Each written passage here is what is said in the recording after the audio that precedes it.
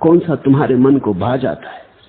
मैं अगर मुझसे पूछो तो कहूंगा सभी ठीक, लेकिन सभी ठीक से तो हल ना होगा, क्योंकि सभी रास्तों पर तो तुम चल ना सकोगे। द्वार तो तुम्हें चुनना ही होगा, सभी द्वार उसी के मंदिर के, लेकिन फिर भी तुम एक ही द्वार से गुजर सकोगे, सभी द्वारों से न गुजर सकोगे। सभी द्वारों से गुजरने में तो तुम बड़ी मुश्किल में पड़ जाओगे। एक पैर एक द्वार में डाल दोगे, एक हाथ दूसरे द्वार में डाल दोगे, तुम अटक जाओगे। एक से ज्यादा द्वार चुन लिए तो द्वार पहुंचाएंगे ना अटकाएंगे। तुम अपना द्वार चुन लेना, तुम अपना फूल चुन लेना, तुम अपनी रुझान को पहचानो। तुम्हें जो भा जाए वही सत्य है, जो तुम्हारे काम आ जाए वही सत्य है। जो द्वार तुम्हें पहुंचा दे वही गुरुद्वारा है। पहुंच के तो तुम भी पाओगे, अरे सभी द्वार यहीं आ गए। पहुंच के तो तुम मिलोगे उनसे जो दूसरे द्वारों से आते थे और दुश्मन मालूम पड़ते थे।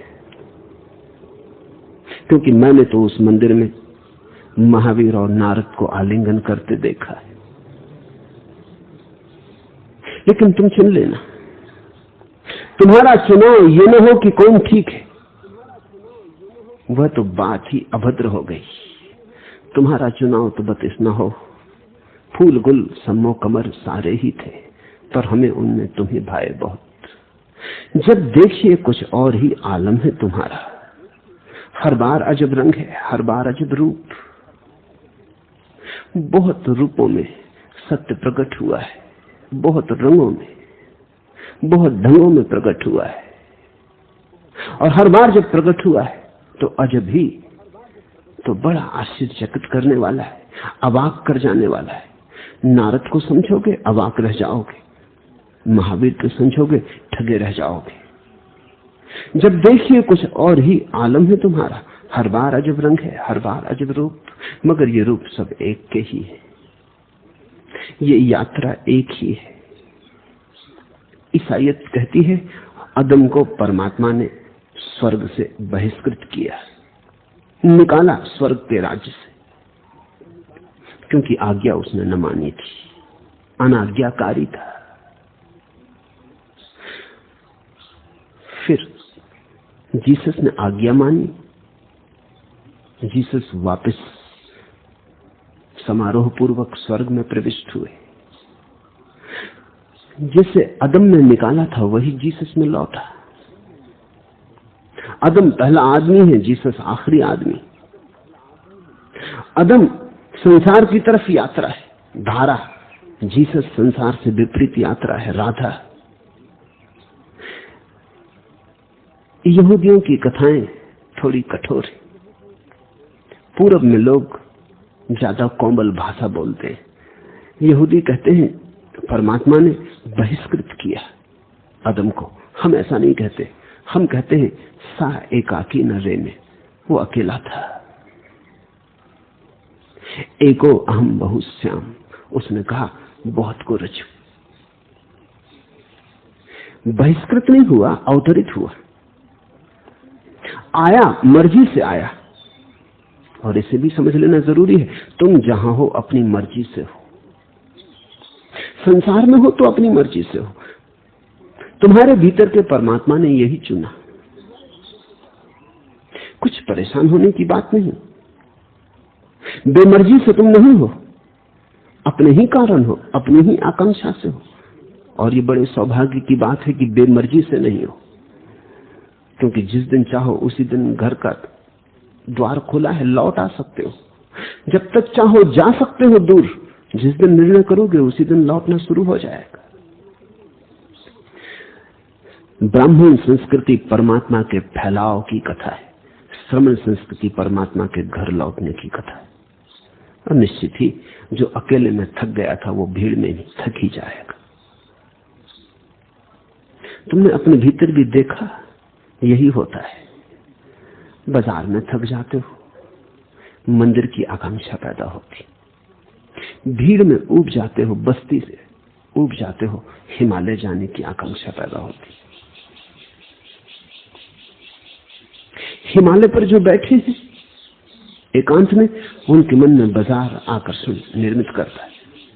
मैं कुछ मित्रों को लेकर कश्मीर की यात्रा पर था। कश्मीर के पहाड़ों में, झरनों में वे बड़ा आनंद अनुभव कर रहे थे।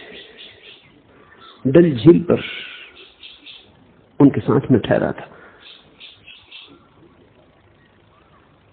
हमारा जो माझी था, जब हम लौटने लगे तो वो कहने लगा, ऐसा आशीर्वाद दे कि एक दफा बंबई देखनी। तू बंबई देख के क्या करेगा? तो कहा यहां मन नहीं लगता, और बंबई बिना देखे मर गए तो एक आस रह जाएगी।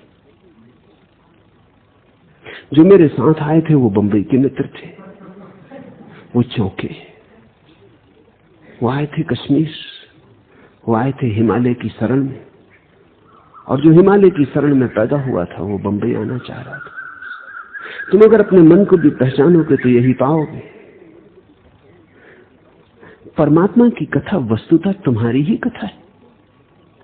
कोई परमात्मा और तो नहीं, तुम कोई और तो नहीं। परमात्मा की कथा शुद्ध चेतना के स्वभाव की कथा है। ठीक ही कहते हैं वेद, उब गया अकेला था, कहा बहुत को रचूं, उसने बहुत रचे।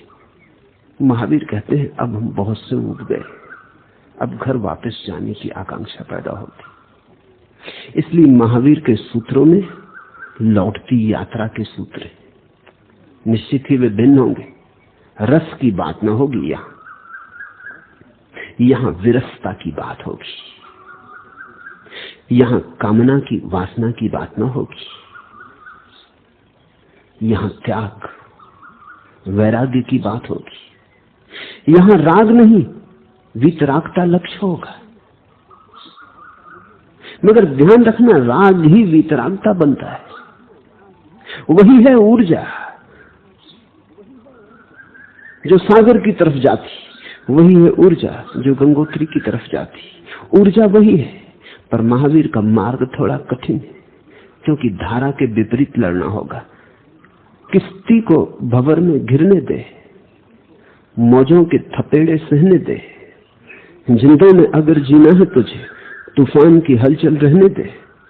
धारे के मुआफिक बहना क्या, तो ही ने दस्तू बाजू है, पर वर्द ए तूफान किश्ती को धार के मुखालिफ बहने दे। किश्ती को भंवर में घिरने दे। महावीर कहते हैं संघर्ष ना हो तो सत्य आविर्भूत ना होगा। जैसे सागर के मंथन से अमृत निकला, ऐसे जीवन के मंथन से सत्य निकलता है। सत्य कोई वस्तु थोड़ी है कि कहीं रखी है, तुम गए और उठा ली, कि खरीद ली, कि पूजा की, प्रार्थना की और मांग ली। सत्य तो तुम्हारे जीवन का परिष्कार है। सत्य तो तुम्हारे ही होने का शुद्धतम ढंग है। सत्य कोई संज्ञा नहीं है, क्रिया है। सत्य कोई वस्तु नहीं है, भाव है। तो तुम जितने संघर्ष में उतरोगे, जितने मथे जाओगे, जितने जलोगे, जितने तूफानों की टक्कर लोगे, उतना ही तुम्हारे भीतर सत्य आविर्भूत होगा, उतनी ही तुम्हारी धूल झड़ेगी, गलत अलग होगा, निर्जरा होगी व्यर्थ से। झाड़ झंखाड़ उग गए हैं, घास फूस उग आया है, आग लगानी होगी ताकि वही बचे जिसका मिटने का कोई उपाय नहीं। अमृत ही बचे, मृत्यु को तो खाक कर देना होगा, ये बैठे बैठे ना होगा। इसलिए बड़े प्रबल आवाहन की, बड़ी प्रगाढ़ चुनौती की जरूरत है। किश्ती को भंवर में घिरने दे, मौजों के थपेड़े सहने दे। भंवर दुश्मन नहीं है, महावीर के रास्ते पर भंवर मित्र है, क्योंकि उसी से लड़के तो तुम जगोगे, उसी से उलझ के तो तुम उठोगे, उसी की टक्कर को झेलकर, संघर्ष करके, विजय करके तुम उसके पार हो सकोगे। इसलिए महावीर का मार्ग कहा जाता है जिन का मार्ग, जिनों का मार्ग, उनने जिन्होंने जीता। जिन शब्द का अर्थ है जिसने जीता। जैन शब्द उसी जिन से बना। जिन का अर्थ है जिसने जीता। सभी शब्द बड़े अर्थपूर्ण होते हैं, बुद्ध का अर्थ है जो जागा, जिनका अर्थ है जो जीता। जिंदों में अगर जीना है तुझे, तूफान की हलचल रहने दे। ये प्रार्थना मत कर कि तूफान को हटा लो, फिर तू क्या करेगा? धारे के मुआफिक बहना